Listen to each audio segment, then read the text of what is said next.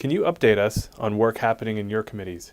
Yeah, so in the last week, we've had some very interesting work sessions and bill hearings in the committees I sit on. I sit on higher education, transportation, and the committee on community development, housing, and tribal affairs.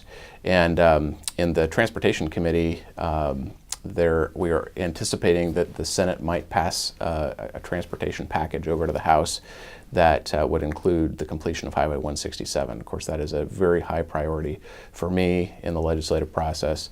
If there's one thing I could see accomplished in my time in the legislature, it would be the completion of 167.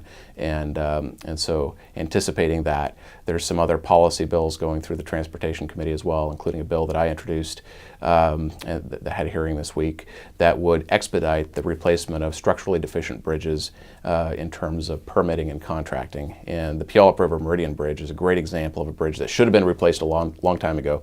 It's fortunately being replaced now, due to be finished by the end of 2015. But we need to make it easier to replace the 130 structurally deficient bridges around our state.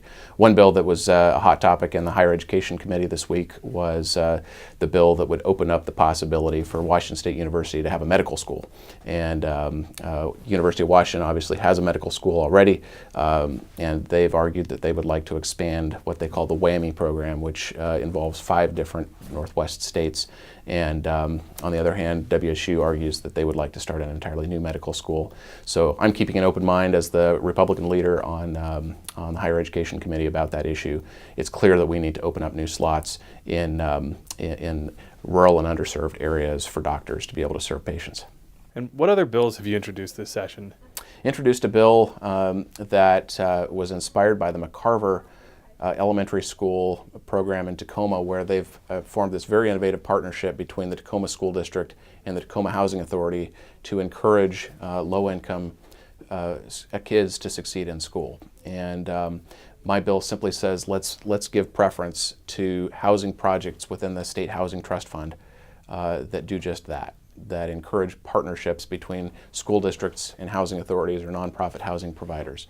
Let's use our state's housing dollars to leverage those relationships and to encourage student success. And of course, student success is a critical topic in this year when we're trying to fund the McCleary decision, trying to live up to our obligation as a state to fully fund education and to live up to our paramount duty to prioritize schools.